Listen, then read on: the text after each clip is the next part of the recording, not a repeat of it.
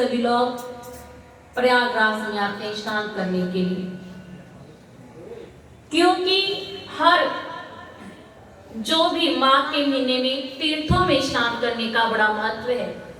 माघ के महीने में सूर्य मकर राशि में आते हैं और मकर राशि के स्वामी है वो है शनि। सूर्य पिता है और शनि पुत्र है। जब पिता अपने पिता पुत्र के घर में आते हैं तो वो महीना वो दिन एक उत्सव की तरह मनाया जाता है। तो पुत्र और पिता का मिलन होता है। तीसरे इस महीने का बड़ा महत्व है। इस महीने में तीर्थ स्नान करने का बड़ा महत्व है, परंतु सभी लोग तीर्थों में नहीं जा सकते। किसी के पास पैसे की समस्या है, किसी के पास शरीर की समस्या है,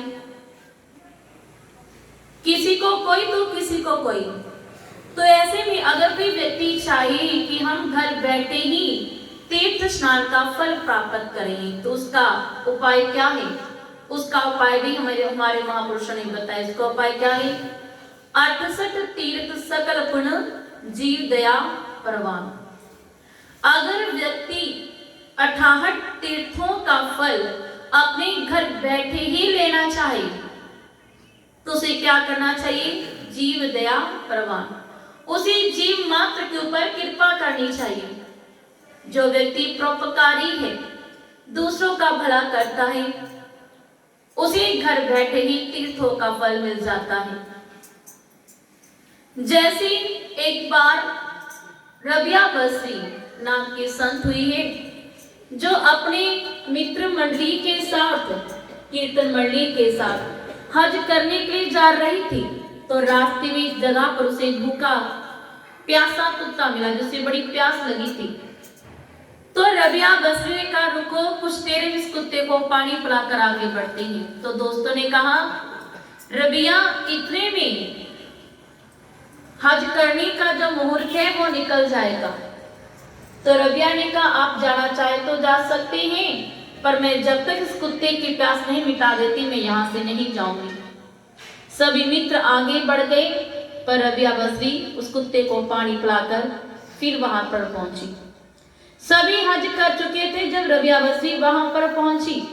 रबिया बसरी जब हज करने लगी तभी उसे आकाशवाणी, रबिया तेरा हज तो कबूल हो चुका पहले ही। तो सबने पूछा, रबिया तो अभी अभी आई, इसने हज किया ही नहीं, इसका हज कैसे कबूल हुआ? तो उसने कहा, इसने प्यासे कुत्ते को पहले पानी पिलाया। तीर्थ स्नान से भी ज्यादा मुझे प्रसन्न करने का उपाय क्या है कि आप उस किसी के ऊपर दया कीजिए, जरूरतमंद की सहायता कीजिए।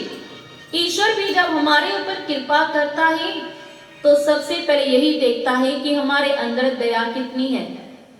अगर दया है तो उसकी कृपा होगी, अगर दया नहीं उसकी कृपा नहीं होगी। जैसे अष्टमी की कथा आप लोग सुनते हैं, पढ़ते हैं कि चंपा चमेली नाम की दो स्त्रियां हैं, दोनों ने व्रत रखा अहोई माता का। तो अहोई माता ने दोनों स्त्रियों को कहा कि फलानी पार्क में फलानी जगह पर बहुत से बच्चे खेल रहे हैं, तुम में से जो स्त्री जिस बच्चे को ले आएगी उसे वही बच्चा मिल जाएगा, जितने बच्चे ले आएगी उसे उतने ही बच्चों का वरदान दूंगी। तो चंपा और चमेली दोनों ही बच्चों को पकड़ने के लिए दौड़ी।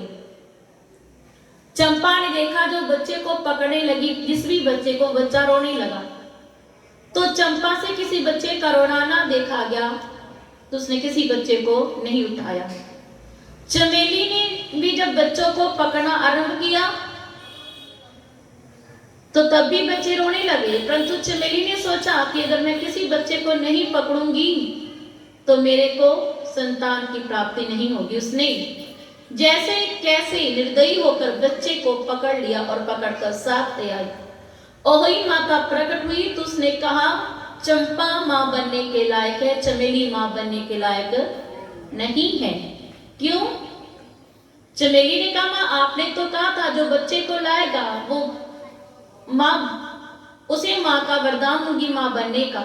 चंपा ने कोई बच्चा नहीं पकड़ा परंतु मैं तो बच्चे को ले आई।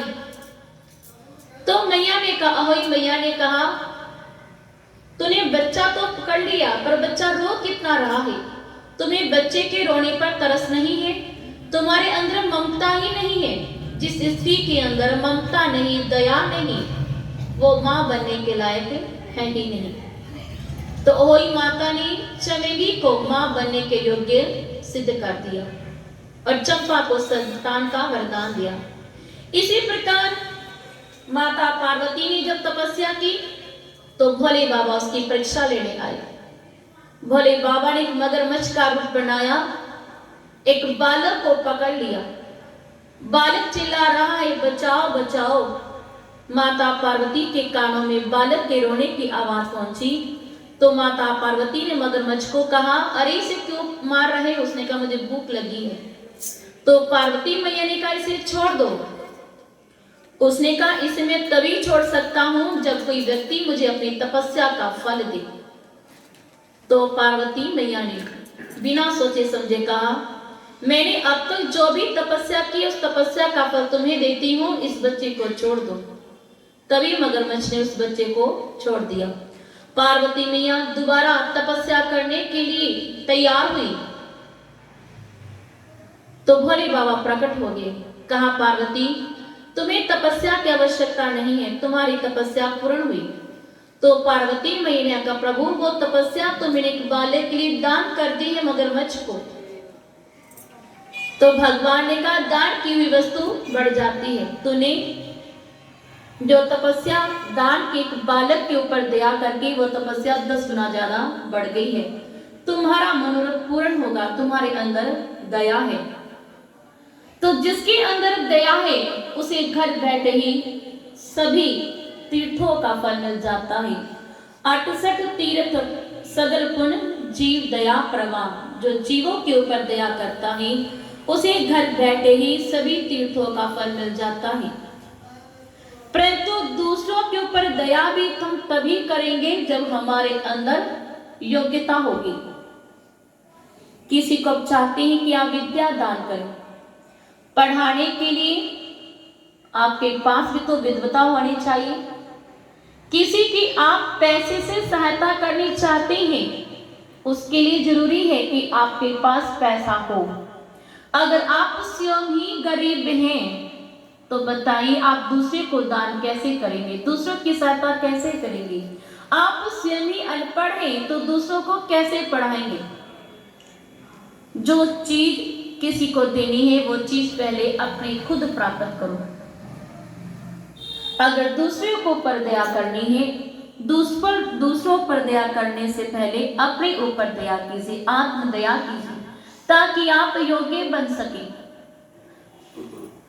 एक सांप हमारे सामने जख्मी है, हमें उसके ऊपर तरस आया कि उस सांप की हम सहायता करें, उसे दवाई बूटी लगाएं, परंतु उसके लिए हमारे पास भी तो दिन होना चाहिए। अगर सांप के नजदीक जाने से डर रही हैं कि वो हमें डंस ना ले, हमारे पास दिल ही नहीं है, तो बताओ सांप की सहायता हम कैसे कर पाएंगे? एक कमजोर व्यक्ति को एक पहलवान मार रहा है, पीट रहा है, हम उसकी सहायता करना चाहते हैं, परंतु हम स्वयं ही डरपोक हैं तो चाहकर भी उसकी सहायता नहीं कर पाएंगे। दूसरों की सहायता करने से पहले हमें अपनी सहायता करनी पड़ेगी। दूसरों पर दया करने से पहले अपने ऊपर दया कीजिए, अपने अंदर एक ऐसी काबिलियत पैदा कीजिए कि आपके अंदर हिम्मत आ सके कि आप दूसरों की सहायता कर सके। सभी सत्कर्मों का फल प्राप्त करना है तो अपने अंदर दया पैदा कीजिए, क्योंकि दया क्या है? दया धर्म का मूल है, पाप मूल अभिमान। तुलसी दया न छोड़िए, जब तक रट में प्राण सियावर